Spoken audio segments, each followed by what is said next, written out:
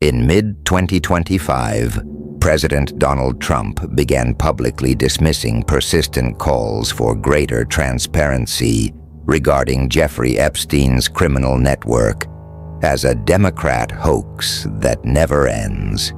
He made these statements in press briefings and on his Truth Social platform, arguing that thousands of pages of documents had already been released and that continued focus on the matter served only as a distraction from his administration's achievements.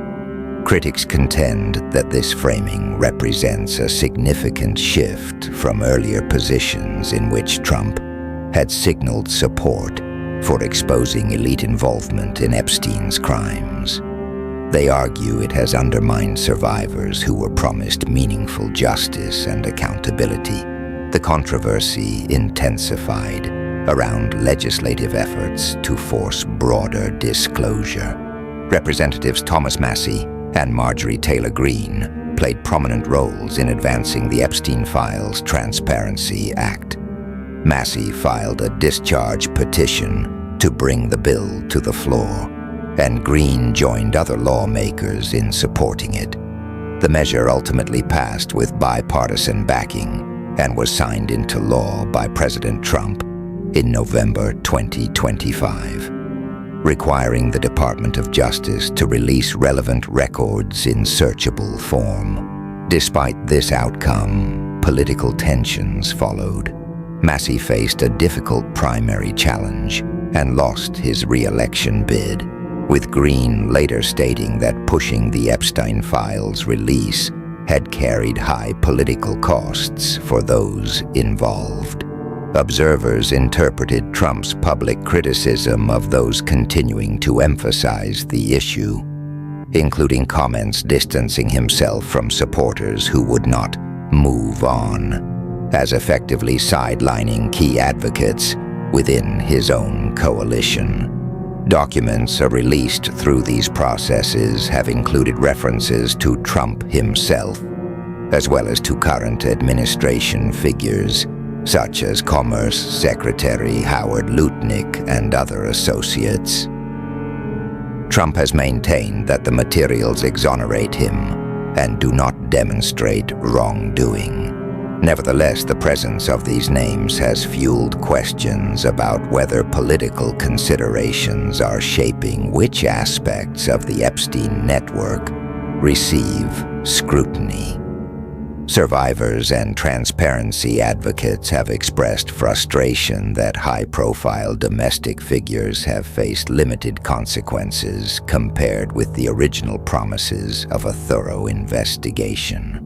A particularly troubling element has been the handling of victim information during the releases. Attorneys representing Epstein survivors reported that numerous victim names, including those of minors at the time of abuse, appeared unredacted in materials posted on the Department of Justice website. In some cases, home addresses and other identifying details were accessible through keyword searches. Victims' legal teams described this as a serious failure of the redaction process, with one survivor noting that personal documents such as a driver's license had been exposed. These lapses have compounded the harm already suffered by individuals who trusted the justice system to protect their privacy while pursuing accountability. Despite the volume of documents now public, concrete legal consequences for powerful individuals connected to Epstein remain limited. Ghislaine Maxwell's conviction stands as the primary high-profile prosecution. Many other prominent figures mentioned in political, business, and international circles have not faced comparable accountability. Some critics argue that scrutiny has fallen more heavily on figures from European and Middle Eastern contexts, while influential American elites have largely escaped sustained legal pressure. This disparity has reinforced perceptions that the system protects the powerful regardless of party. Trump had at times positioned himself as an opponent of elite impunity and had indicated support for releasing Epstein-related information. For many survivors and their advocates, the subsequent characterization of further inquiry as a partisan hoax and the political friction with lawmakers who championed transparency have felt like a retreat from those commitments. The result, they contend, is that victims who expected justice have instead encountered renewed political maneuvering and institutional reluctance to pursue uncomfortable truths. The broader debate reveals a recurring tension in American politics: the legitimate demand for full transparency and justice for Epstein's victims versus the risk that the issue will be weaponized for partisan advantage or dismissed when it becomes politically inconvenient.